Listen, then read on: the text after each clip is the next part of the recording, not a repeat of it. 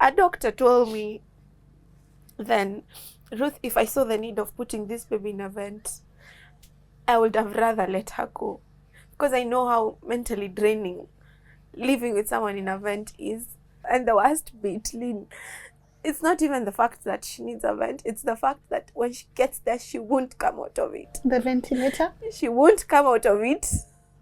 Really? She won't. She has life, Lynn. Yes. She has life in her. I love that. She has life in her. Why should I give up? Why should I say, Ati, I cannot confine myself living with a kid in a vent and just let her go? Why should I? She has life. You're not giving up. Wow. The last time I appealed to the president. And I always feel like if he had my prayers, we wouldn't be here. But God had different plans. Maybe I had to be here to encourage someone. I had to be here for a life to be saved, like Ayah who's looking for a drug. Maybe that's the reason I had to be here, for us to be open to these things and understand they actually exist and they're so bad. Mm-hmm.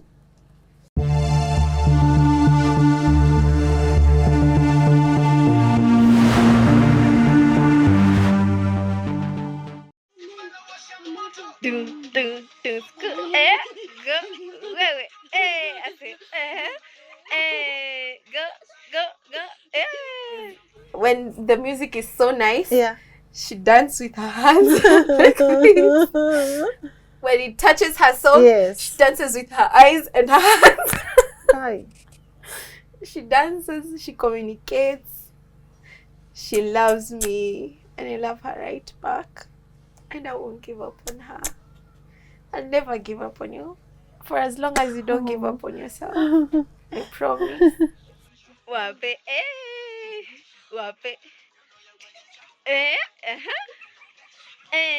yeah. Mikono juu, up. Down. Up, up, up. Now, I never thought I would come back to this house for the third time, but when Ruth, Neillah's mom, called me and told me, Lynn, please, we need your help, I honestly could not say no. And as you can see, this is baby Neillah. This is how she's breathing at the moment. And this is the accuracy. And just hi, mommy. Hi. Hi. It's nice to see you. Too early to start crying. No, you're allowed. You're allowed. How are you? Yeah, I'm fine. Yeah. I also never thought that I'll have to do this again. Wow. Oh my God. It's not even 5 minutes. It's not, huh? But kuna okay. Yeah. This serviettes. Let me go for some serviettes. Let's go for the serviettes. Hey, acha dakika mbili hazijaisha. Ama kama I give you the wet wipes, mommy. Nini? Mother, nisaidie serviette. Yeah. Hi,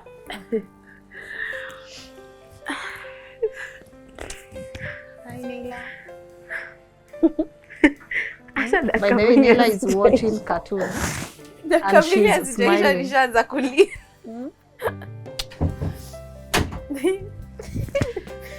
Hey, You're allowed, huh? You're allowed. Mama, let me cry for you. You're good. Look at her smiling. I know. She's smiling and we are the ones crying, right? Talk to me.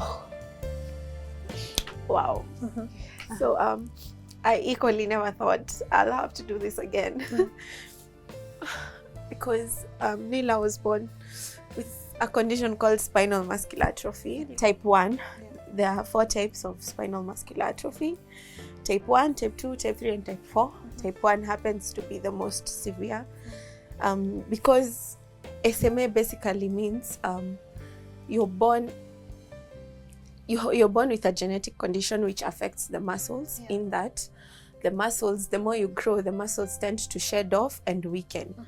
The types are based on the progressiveness of the muscles. So type 1, you'll find that from birth, she was a bit weak as opposed to the other types. Yeah. So the more she has been growing, the weaker her muscles have been from birth. And when we were told about it, that was around when we were 1 year. We stayed in hospital for like 4 months.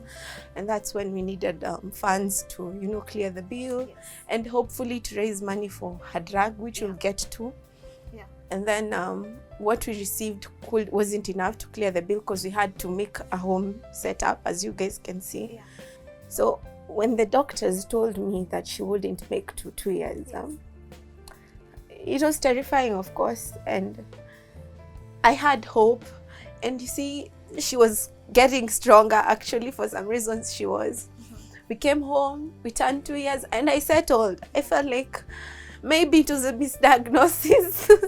Everything is okay. You guys came back. She was doing fine. She was growing fat. She was getting better for some reasons. I was excited. And I was so happy. I was so happy. I was like, finally, God exists. Finally, maybe he healed her, maybe, you know. Wow. Wait until we turned 2 and 8 months, thereabout. I remember she suddenly lost weight. She was so thin and she had really become a bit big. And I shared the pictures with the doctor. Not all doctors know about SMA. So he was like, I'm concerned with how she's big. She may get more problems, and we wouldn't want her to subject her to other problems in terms of her weight. So I suggest we reduce the amount of food we give, because we give 6 feeds after every 3 hours. So we reduced. Little did we know we were in for a disaster. When we reduced, she drastically lost weight. Within a week or 2, she was like so skinny, and she, you know, it's just a sight you wouldn't want to see. I consulted another mom who has SMA. She told me SMA kids, they should not stay for like 4 hours without food. What happens when they stay for 4 hours without food? They're already struggling with food. Now imagine they have no food. It will start eating up the muscles that are already there, because now they are struggling times 10 because they're weak already. So she suggested to me that I should introduce some more foods. And then we had also stopped giving her a supplement called Pedisure. It's because it's very costly. It's a small bottle, goes for around, I think, 2,100. And we use that for 1 week. It's quite costly. 1 week or even 5 days. So, and of course, without calculating all other expenses. So you just minimize on what is important. When we were told about her weight, we just cut off that, because we knew that was like #1 reason why she was getting so big. So we cut on that. So when my fellow mom told me that, that was a very bad move. Like I said, not many doctors are informed with the condition. Sometimes you go to a hospital and you're the one to explain to the doctor. Yeah. So we went back and started doing the Pedisure again, thinking that maybe that will take her back to where we were. Little did we know her muscles were weakening. That was maybe playing a part, but the main reason why she was like this is because her muscles are weakening, and they will continue to weaken. So what happens with type 1s, it weakens off to a point it affects the respiratory muscles. That's how they pass on in the first place, because now she's struggling to breathe because of the weakening of the muscles around her chest. And you find that in most cases they end up being supported by oxygen. This is how it starts. You support them with oxygen fully. It gets to a point they'll have, because they have constant pneumonia infections. Some of you may have seen on my Instagram. It's on off. It's not just something that you cure and then it's gone forever. It will come back again and again. And your fear is that the next one will just take her away. She won't be too weak to fight it off. So after the oxygen, there's a machine called a CPAP. You put her on the CPAP.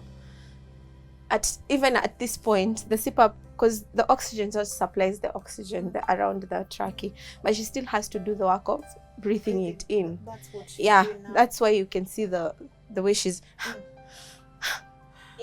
even you, Lynn, if you try to do this for even 1 minute, you'll see how tiresome it is. So you see, every time she's breathing, it's like she's running. just try do.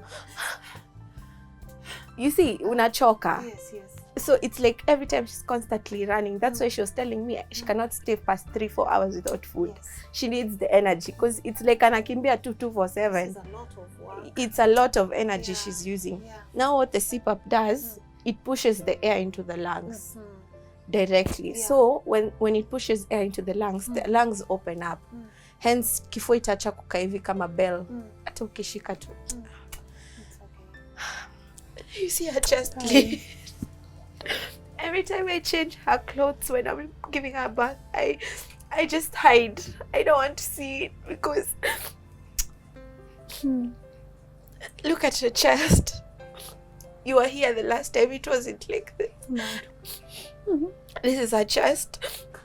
And this is how she's breathing. You can see the ribs, especially from the side. You'd see everything.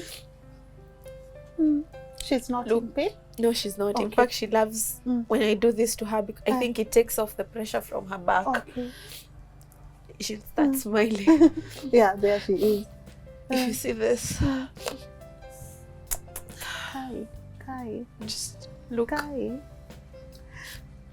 And she's not sick. Imagine when she's sick, it sinks in deep. You can see the struggle.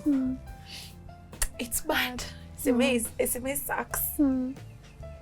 But then again, with time, pia hiyo, just pushing air into the lungs, it won't be enough.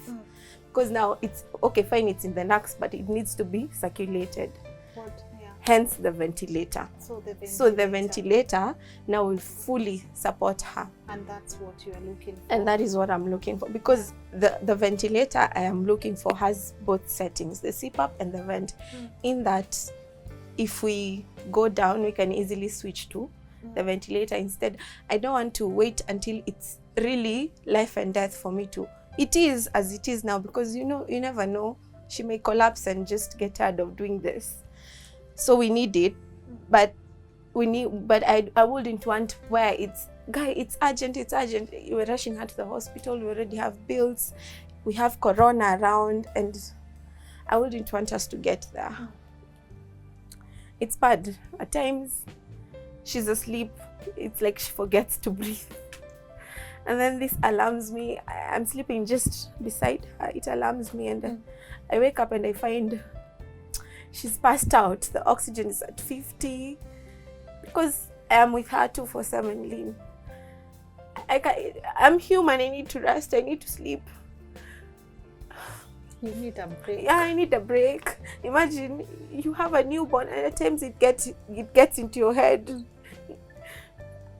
It's like I'm living with a newborn. Not only a newborn, but a critical newborn. She needs my attention every minute.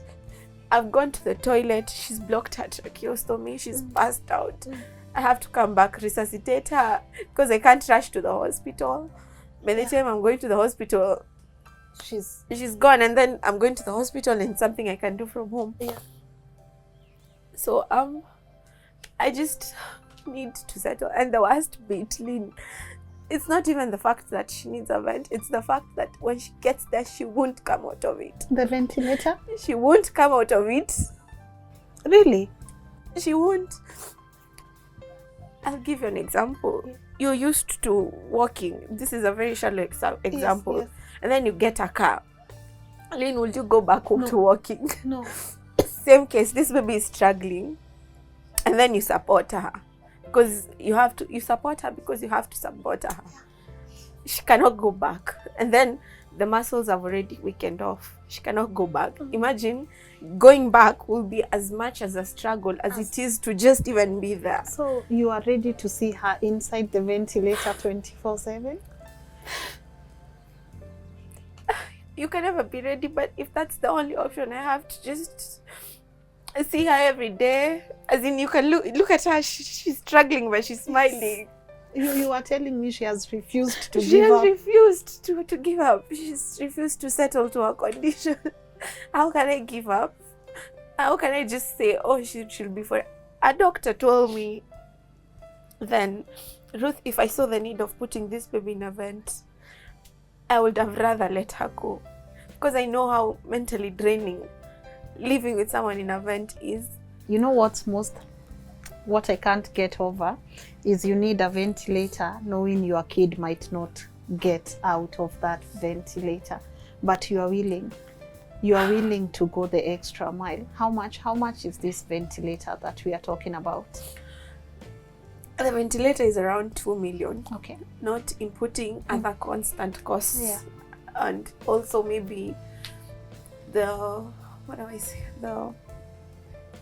give us the higher price. If we were to do this, how much do you need as a family? If we were to do this, honestly, because I'll need like a whole year. If I was given the opportunity, I'll need like a whole year of supply for me to fully settle down, clear the hospital bill, and now get the ventilator. It goes to up to 5M. Okay. If we're looking at it generally, maybe get an insurance for her monthly jobs. You know, just stabilize and also get the solar, because Lynn, we are paying 12,000 per month on electricity, and that is minus the ventilator. Imagine if we have the ventilator, because the ventilator will run, especially when her condition gets worse, it will run 247. It can even go up to 20,000. Those are some of the things that our government, if they were really concerned, I mean, electricity is near gava. If they are really concerned, they can, because they're terminal illnesses. Hers is a terminal illness, meaning you'll forever be on a machine. It's terminal. Some cases like those, I think the government can forego some things like electricity and water bills and first of all, I cannot stay. I know kids who stayed in the hospital for 6 years. You can imagine how much bill that was. And 2, you're not even bonding with your kid.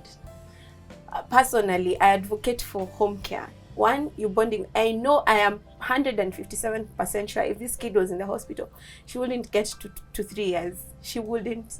I've seen the struggles. I have seen the worst case scenario. I know. But I am at home with her, sleeping next to her. Every day I'm bonding with her.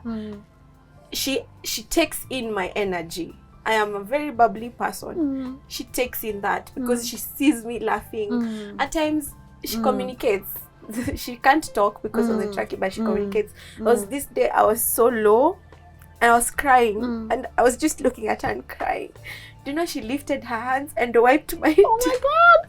For real? She's looking at you right now. She slowly lifted her hands and then wiped my tears. I was like, that's so sweet. I'm never going to cry in front of you again. Oh my goodness. She did that? So she has life, Lynn. She has life in her. I love that. She has life in her. Why should I give up? Why should I say, Ati, I cannot confine myself living with a kid in a vent and just let her go? Why should I? She has life. You're not giving up. I am not. Even if it means hiring a nurse. I am not hiring a nurse to help me. I don't know how I'll get the money, but I don't care. I'm not giving up. I don't care what people will say. Ati, you have a kid in the... I am not giving up. That is not even an option. Does it drain you when people tell you she's as well? You might as well just give up. It drains me, and at times I feel like fighting someone. But I thank God. Lately, I've just produced an energy. I feel that people give you the energy you reflect. If I approached people with the wishe energy, you know, people call me and they're like, I expected to call you and find someone crying and breaking down, but that is never the case. I'm always the one telling someone, "Wait, acha kulia." That is the energy I ooze. So I don't understand how you, if at all I'm the mother and I'm like so okay with it. Where do you get the energy or the nerves to come and tell me such nonsense? Give up. I have not given up, and I'm the mother. I'm the one dealing with this. I've never come to you and told you, help me look after the kid. Where do you get the energy to come and tell me such? I know if God wanted it to be any other way, He exists. He'll come and heal her. I wouldn't have to live with all this. But there's a reason why He still hasn't taken her up to now. And we are hopeful even with the vent here. We won't, you never know. Maybe God will decide, no, she won't get into it, or maybe she'll get into it for some few days and God will decide, no, I'm healing her completely. I cannot give up simply because of that reason, because I lean to hope that God exists, and if I give up, I wouldn't have given him the chance to do what he's capable of doing. So Lynn, I'm willing. Okay.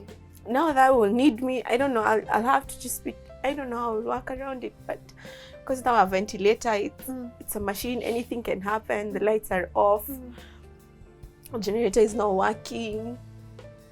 It's a whole different thing, because now that is what is supporting her fully.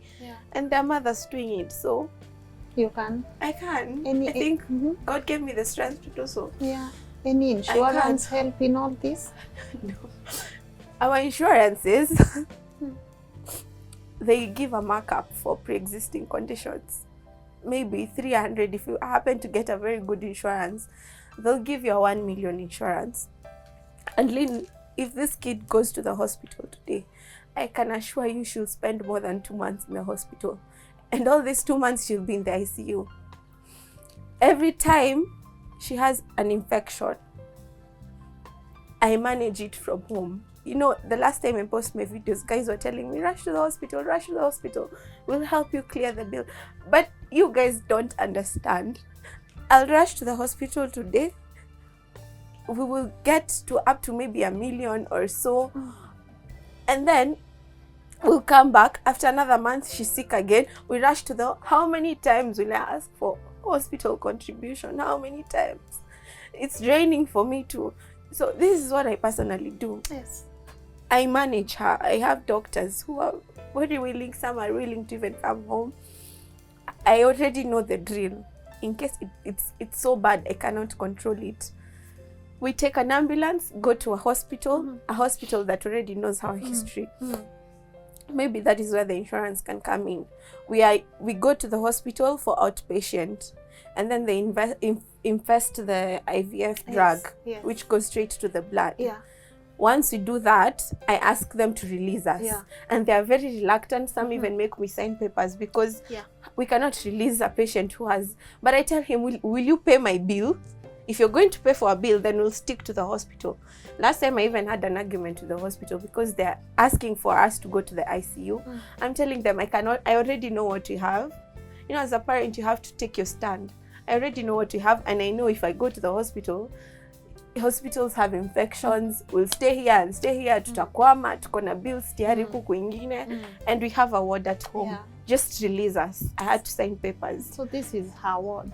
This is her hospital bed. This is her hospital bed. This is her everything. And now when we have a vent, it will be an ICU because a vent is the ICU. So we come back home. They give us the drugs, and she's fine. I mean, she's lived. You can see her 3 years. That is how I've been managing. Let me ask you, SME, or at least now Kenyans are understanding, they are getting to know what SME is from Neillah's story and Ayah's story. But you find people saying it's a scam. No drug can be worth that much. I saw a famous blogger saying Ayah's story is a scam. As a mom who is going through this, how does that make you feel? That thing hurt me to the lungs. There are 3 drugs for SMA. They're not even, SMA doesn't even have a cure. Let's start there. But there are 3 drugs that can help them. There's one called Risdiplam from a company called Roche. It's still ongoing. The trials are still there. The pricing for the drug has not been formed, and what have you.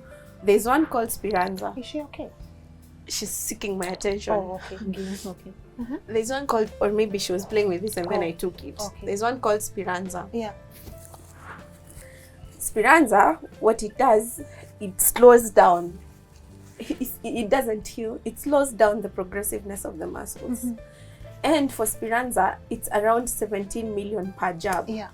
And you need 3 to 4 jabs a year, Lynn.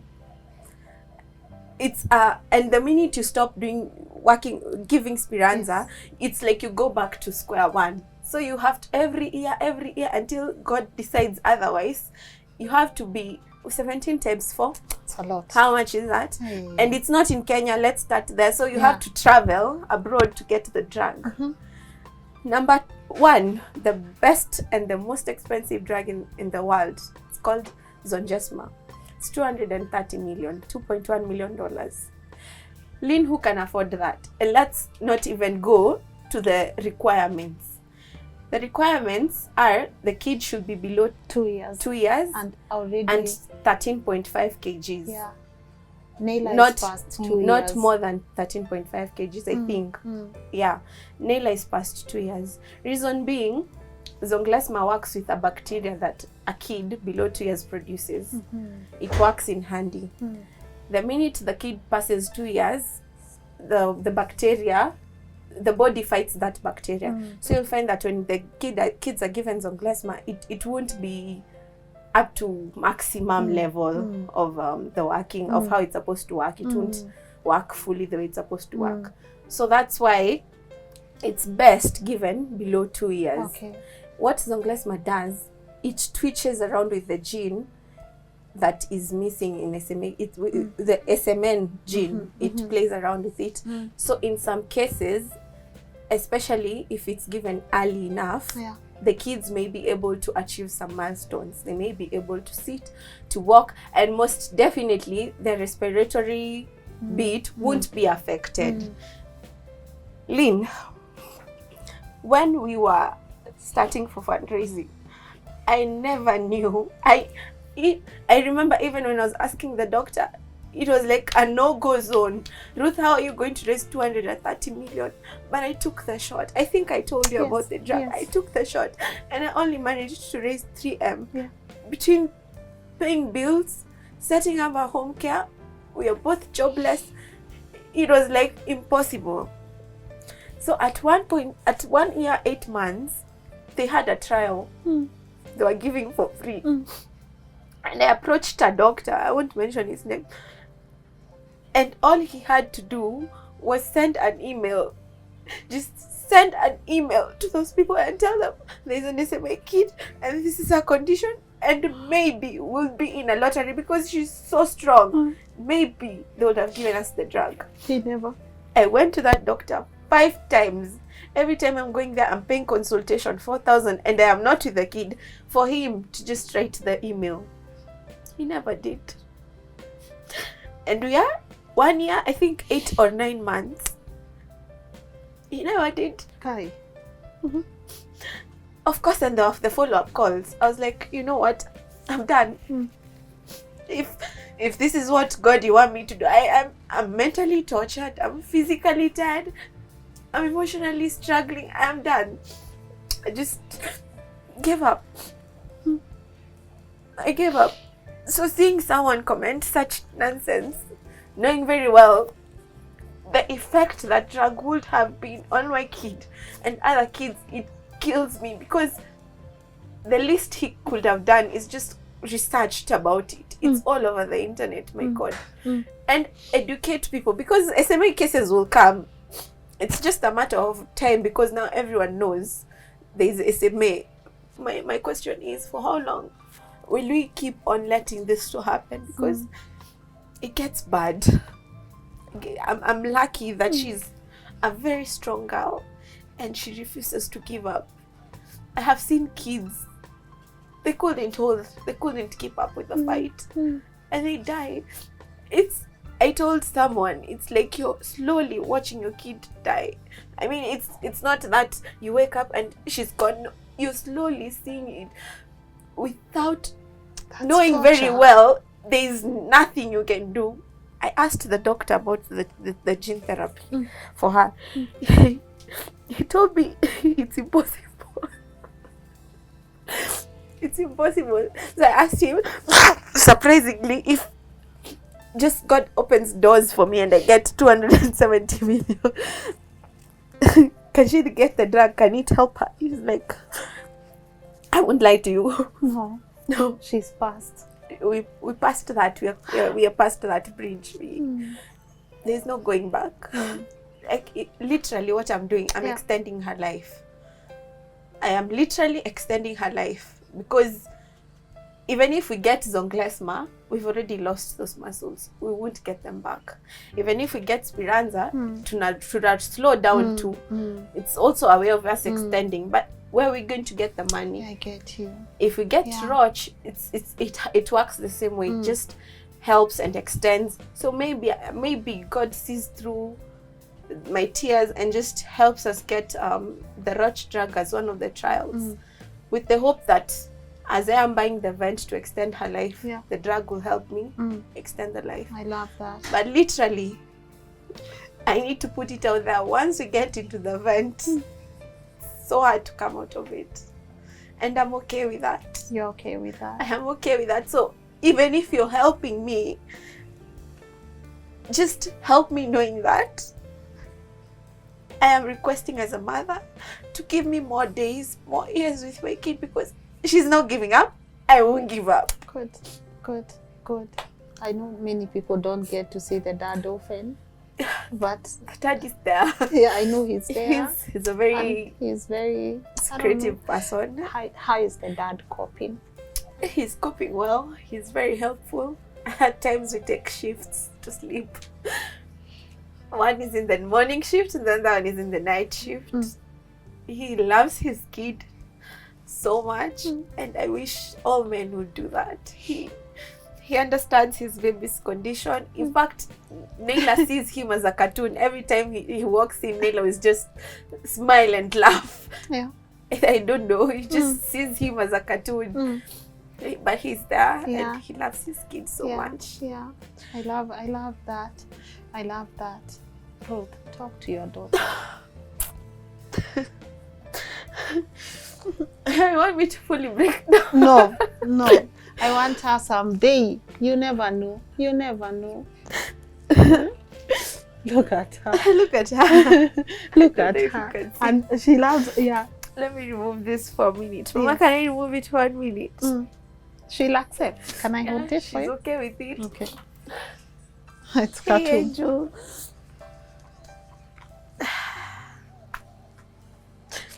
And I do it so well. I mean, look at how beautiful she is. And so she's on oxygen at the moment. Okay. And I think this is why I'm saying we need the vent, because we're heading there. Yeah. Neillah was never on oxygen unless she's sick. But now look at her. Yeah. From her last attack, she's refused to come out of oxygen because it's too much for her. Hey, princess, do you love me? She communicates with her eyes. She has a very strong personality. She's telling me yes. You love me? I love you too. Do you love me? I love you too. I love you too, Mama, so much. Will you count for me? Count for me 1 to 10. 1, 2, 3, 4, 5. Count again. 1, 2. I don't know if you can see 3, 4, 5. Just that her muscle, she can't open one by one, so she opens all of them and waits for you to finish. 1, 2, 3, 4, 5. 1, 2, 3, 4. And how can you give up on such? She's now 3, right? She's 3 years, 1 year. 1 month. 1 month. Let me ask, what's going on here? So here. Before we weren't putting this on her because she was fine. But then again, after the few incidents, God has a funny way of waking you or just telling, go back to the bedroom. Like 5 instances, she didn't have a monitor. I come and I find her passed out, like she's gone. If I stayed like another 2 minutes, we'll be talking of something different. It was like an emergency case. But if I have this, when the oxygen goes low, it alarms me. Oh, it's like a bell. Yeah, yes, it alarms me. Okay. It's the detector is all the way at her feet. It's here. Kwa sababu nikimwekea kwa mkono, she removes it. She haipendi. So I put it on her feet. Okay. So it sends the heart rate and the oxygen.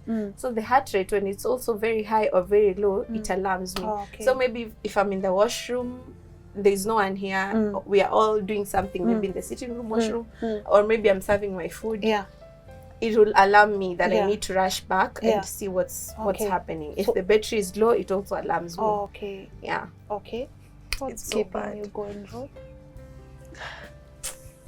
Her smile. Every time I feel like I'm tired, you know, I'm human, Lynn. I won't say that there are those days that I don't have those days. I've even talked to God and told him, you know, God, if she's struggling, I gave him 2 options.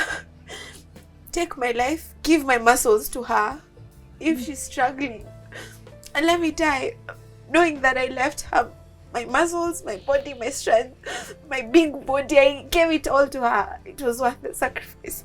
Or take her.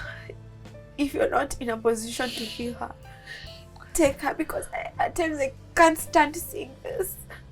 At times I know I wouldn't even start seeing her in a ventilator. I know. But I just talk to God and tell him, God, if you're not healing her, do something. Take me or take her, because it gets to your nerves, it gets into your head. And then after you've said that, you just come and see her smiling at you. And I'm like, God, I take it back. Don't take her. I was joking. Don't take her. I'm not ready. Don't take her. We also joke with the dad and say, hey, I think we are ready. If anything happens today, we've made peace with it. We are ready. You've done your best. Yes. And then she has an infection or just something happens to remind you what kind of a problem you're dealing with. And we are all shocked. Like, we are all running up and down trying to bring her back to life. And then later on we ask ourselves, are we really ready for this? If we were, I mean, we wouldn't be rushing. We'll be like, okay, it's time, you know. Okay, God, do your will. Maybe shut the door and let her pass. But I think you're never ready. You're never ready. You're never ready for anything that comes your way. You're so brave even to have that conversation. You know, there's a difference between reality and hope. And we confuse the two. I am hopeful, but I am aware of my reality. So even if you hear me say such things, it doesn't mean that I don't know God exists. I know. And I have it. We need a small faith, like the mustard seed, to move mountains. I think I have the whole mustard seed in me. That is how much faith and hope I have. But I am aware of my reality. I won't close doors. I won't be those people until we cannot go get drugs because we believe God will heal. God can use anything to heal. He can use that drug. He can still heal with or without that drug. He can use anything. But that doesn't mean you fold your hands and just pray Bible, do nothing. You do your part and you're aware of your reality. How do people get depressed? Because you're so focused on the whatnots and you forget your reality. Be aware of your reality. This is my reality. This is what I'm dealing with. But be hopeful that one day your reality will change. One day you'll be speaking of something different. So if you ever hear me, I'm just expressing what is there because I need to create awareness. People need to know. I have to do that. But at the same time, I'm hopeful. Don't think because I'm expressing it, I'm not hopeful. You are hopeful. I am very hopeful. And she's like this because of my hope and my faith. Otherwise, if I gave up, we wouldn't even got to see her 3rd birthday. But simply because I was hopeful and I had faith, we got to see our 3rd, and we'll see our 4th and our 5th until God sees it's time. Talk to Kenyans right here. She's like, go mommy, go mommy. Fight for me, mommy. Yes, I will. Wow. The last time I appealed to the president, and I always feel like if he had my prayers, we wouldn't be here. But God had different plans. Maybe I had to be here to encourage someone. I had to be here for a life to be saved, like Ayah who's looking for a drug. Maybe that's the reason I had to be here, for us to be open to these things and understand they actually exist and they're so bad. But today I'm asking for the most painful requests I think anyone will ever ask. I'm asking for an extended life with my baby. It can only be extended with a ventilator. And of course your prayers. I'm asking to help us fundraise for the vent. And maybe a full year of supplies and the solar, and also clear the medical bill that exists. We only managed to clear, it was around 4.9. We have a deficit of 2M. So we cleared almost 3M plus our finances, and also made the home setup. So we have a deficit of around 2M. I'm doing all this because I have too much. I also managed to finish school after 6 years of degree. That's why I'm saying you cannot afford to give up. I'm just trying to make my surrounding a bit easy and less stressful for me. If I have the vent, I am assured, if in case of anything, I'm just calling the doctors, come in, let's put her in a vent, it's time. And we proceed with life. And I don't have to think about the medical bill. I don't have to think about the supplies. I mean, life, you're just making our lives easy if you can help us do all these things, because it's tough. But when the going gets tough, you get tougher. You get tougher with it. Because there's nothing else you can do. And don't give up. So if you can help us, we are quite a number of us, and in case you ever see a mother appealing for a drug with SMA, please chukua fuliza, saidia mama, because it's worse on this other side. It's bad on this other side. I wouldn't want it to happen to any baby, even any baby. I wouldn't want to, because not all babies will be as strong as she is, and you can only imagine the suffering they'll be going through. It's not fair, but what do we do? Just support them. Because SMA is real. And to our government, my God, our government, I don't even know where to start. You know, in abroad, it's like a must. When you are pregnant, you do a genetic test. There's so many genetic diseases out here, Lynn, you wouldn't even imagine exist. They do a genetic test, and they get to know if the kid you're about to give birth has a genetic condition that is either terminal or whatever form it is.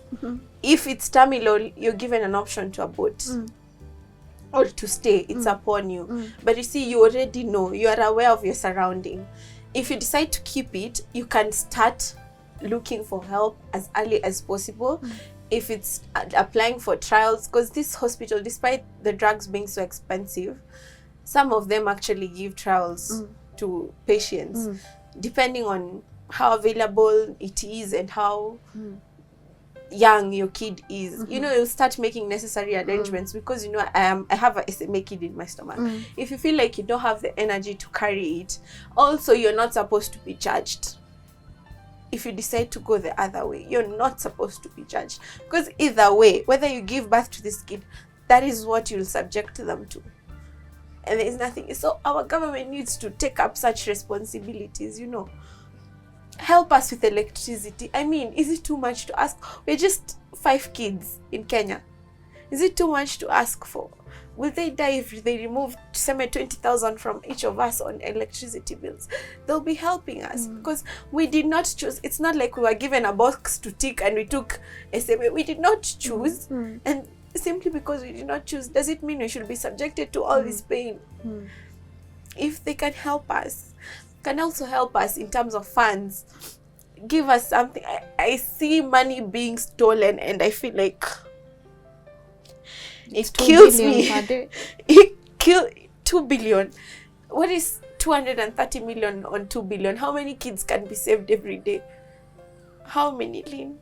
So many. It kills me, because At times I even pray, God, if you can, why do you punish us? Okay, and this is not a punishment. This is not a punishment, but I'm like, the only way these people can feel our pain is if they endure half of what we endure. It is not a punishment. I scratch that. It's a blessing. But if only they could just get to feel it, that's when they'll know how bad it is, and they would misuse the money the way they do, because it can change lives. It can An entire family. It can save an entire generation. I hear you. It's sad. It kills me. I even lack the strength to talk about it. Let's not talk about it. Anyways, I'm glad we are here again. I'll walk with you. Even if you need us to come here another time, we will share the joy and the sadness pamoja. Last time we were so happy. We were happy. We were happy, but we are here now and we'll still walk this journey pamoja, sawa? And you're such a brave person. So what can I say, Ruth? I'm not even in a position to encourage you. You're encouraging me. I'm not even in a position to encourage you right now. You are doing it for me. So thank you for being brave and strong for some of us. And I know, my people, honestly, I know you do it. I can't tell you how thankful I am for every time you come through when I bring you such stories. And I'm asking you guys, let's do it for baby Neillah here. They need a ventilator. The bill at the higher end, all they need is 5M at the higher end. I lack words, but if you're in a position to come through for this family, please do. There's a pay bill number already. Yeah. Just tell people the pay bill. So the pay bill number is 8021 855. 8021 855. Okay. The account is Baby Neillah. Yeah. Yeah, and the phone number? My phone number is 0713 064482. If you ever feel like you need someone to talk to, just call me. I'm willing to help you walk through whatever you're going through, because life has hardened me, and I think God put me here because he knew I had the capacity to handle it. Yeah. And don't give up. No. Refuse to look like your problems. Neillah has refused to look like your problems. Yeah. Look beautiful, yes. Smile, and don't give up. Everything will look up. If I haven't, if she hasn't, then you have why no should reason we? to. Why should we? Have no reason to. Yeah. That is what I can close with. Okay, so don't give up, and guys, let's come through for this family. Financially, spiritually, if you can say a word of prayer, please do. If you can even send them encouragement and motivation, please do. In whichever way you are willing to come through for this family, please do come through for them. As you've heard, there's a pay bill. It's right here. The telephone number is also right here. And let's see where this takes us. And as always, thank you so much for even watching and supporting. And to my cameraman, the man behind the camera, Edwin Ochieng, let me guys give you a bit of a story. Let me just tell them, Ruth. Yeah. When we came shooting this the first time, that's the first time I've ever seen my cameraman Edwin Ochieng crying. He was behind the camera shedding tears.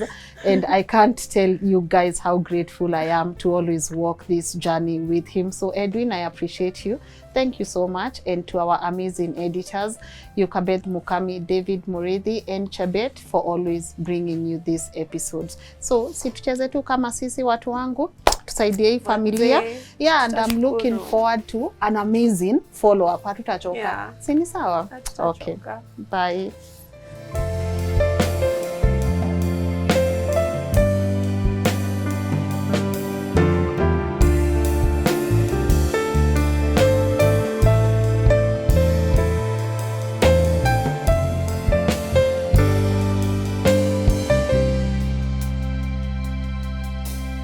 Thank you.